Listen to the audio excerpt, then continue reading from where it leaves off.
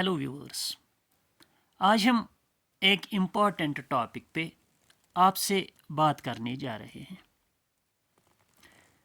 जैसे आपको पता है कि आजकल एग्ज़ाम्स हो रहे हैं, मुख्तलिफ एग्ज़ाम्स, बोर्ड के एग्ज़ाम्स, यूनिवर्सिटी के एग्ज़ाम्स या इंस्टीट्यूशनल लेवल पे एग्ज़ाम्स।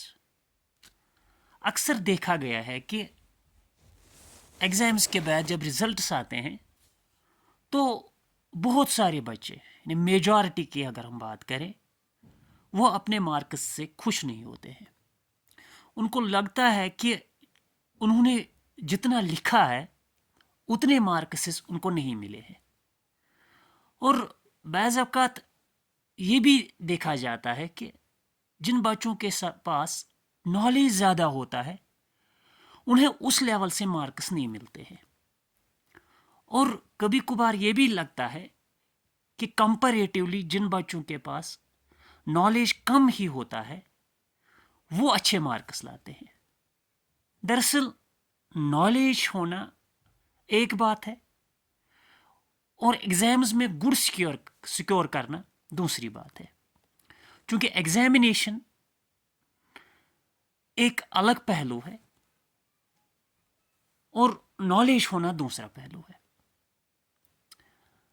चलिए आज हम बात करें कि दरअसल बच्चे सेटिस्फाई क्यों नहीं होते हैं।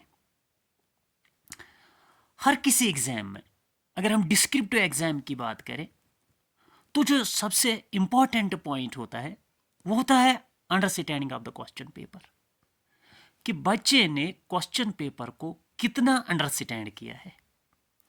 और नंबर सेकंड पॉइंट, कि बच्चे से जो पूछा गया है क्या वाकई उसने वही कुछ लिखा है। यानी उससे जो पूछा गया है मीन्स अंडरस्टैंडिंग, और जो उसने लिखा है means art of answer writing.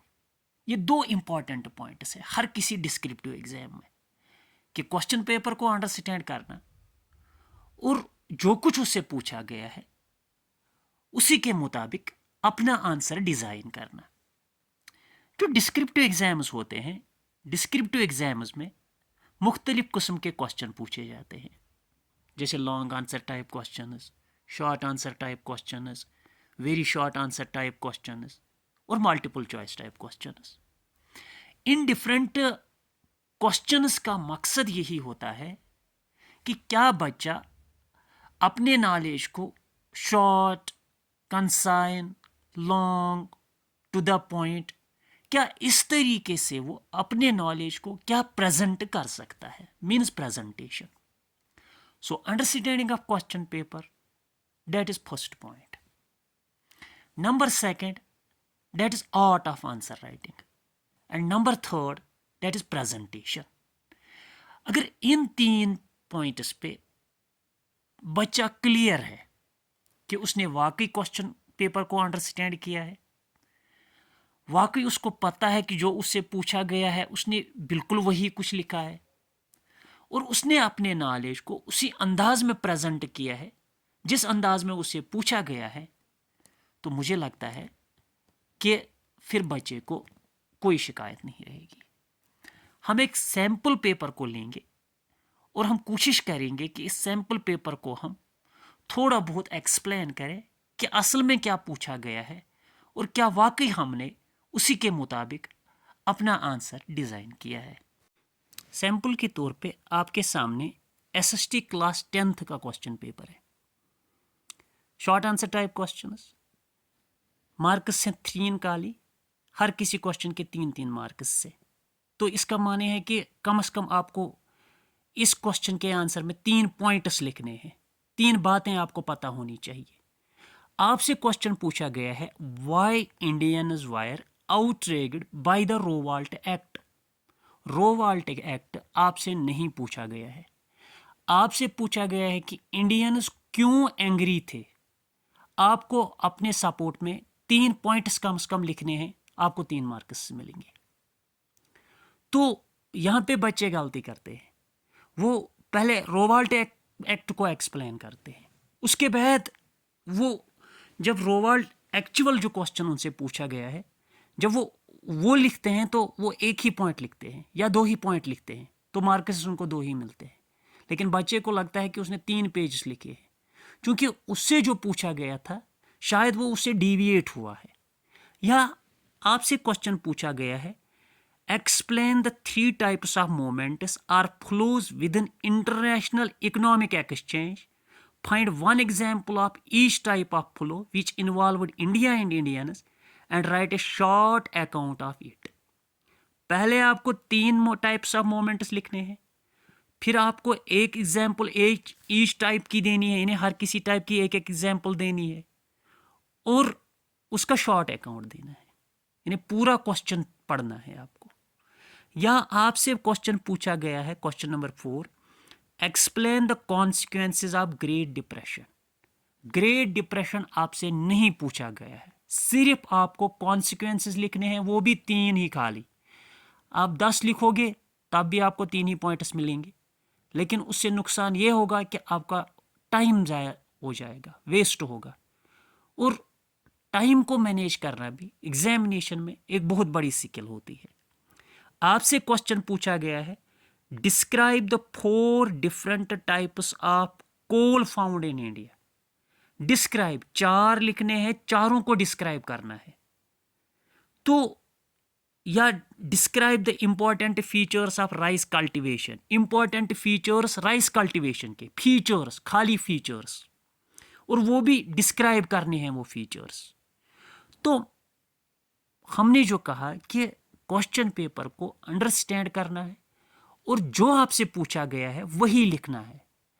आपको रोवाल्ट एक्ट नहीं लिखना है, आपको ग्रेट डिप्रेशन नहीं लिखना है। ग्रेट डिप्रेशन में कॉन्सिक्वेंसेस लिखने हैं, रोवाल्ट एक्ट में ये लिखना है कि इंडियंस उससे एंग्री क्यों हुए। तो यहां पे ही गलतियां होती है, जिसको हम कहते हैं कि बच्चे ने क्वेश्चन पेपर को ठीक से अंडरस्टैंड नहीं किया है। हम एक और सेक्शन पे आएंगे, जैसे इस क्वेश्चन पे हम आएंगे, a few subjects in various lists of Indian constitution are given here.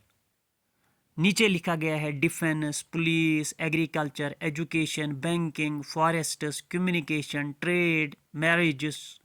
इनको ग्रुप करना है खाली। यूनियन में कौन आता है, स्टेट में कौन आता है, कॉन्करेंट में कौन आता है, सिर्फ ग्रुपिंग करनी है, बाकी आपको कुछ नहीं करना है।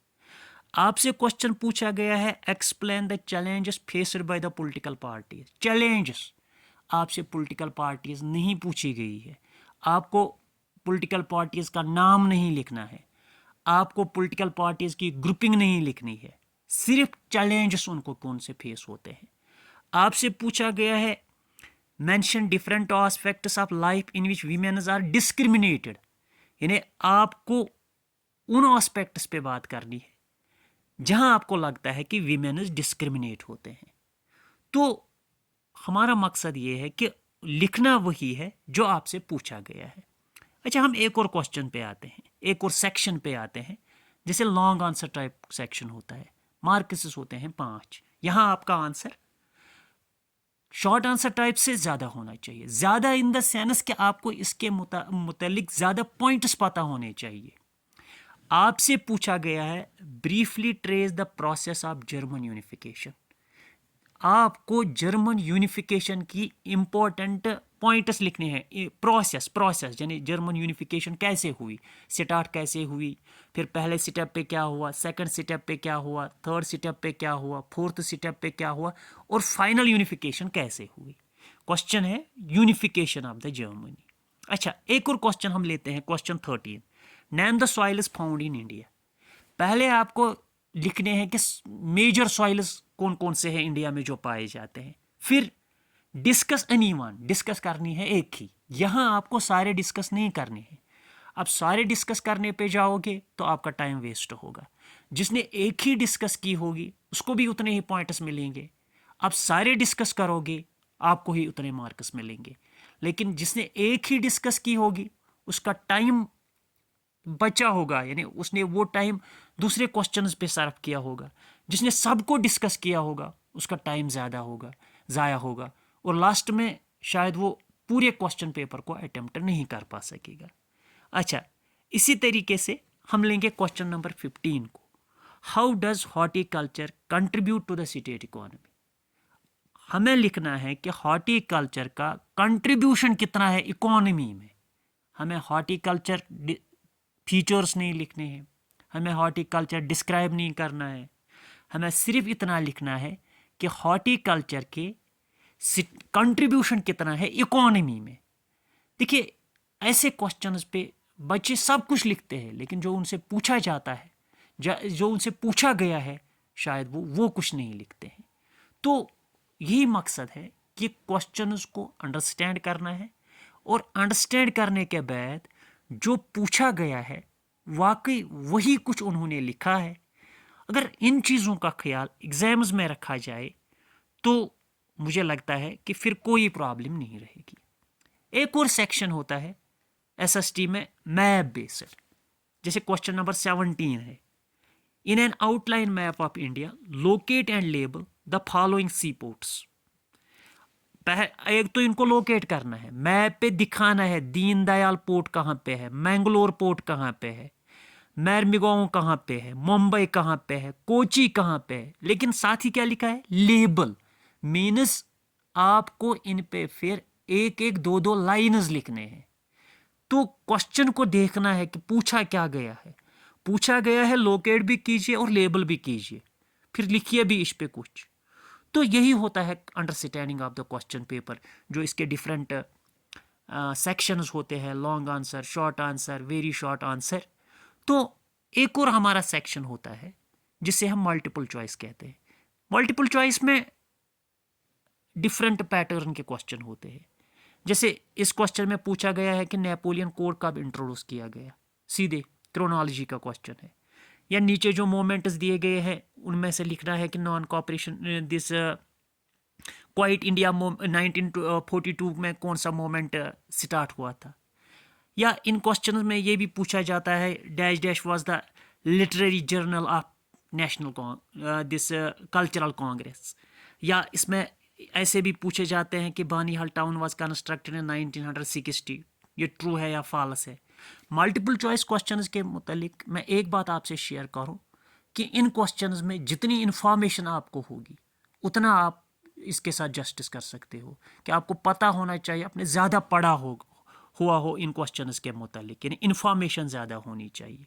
तो ये थी कुछ थोड़ा पॉइंट्स जो मैंने आपसे शेयर की। उम्मीद है कि आप इन पॉइंट्स पे ख्याल रखोगे और आपको अच्छे मार्क्स मिलेंगे। Thank you, thanks a lot.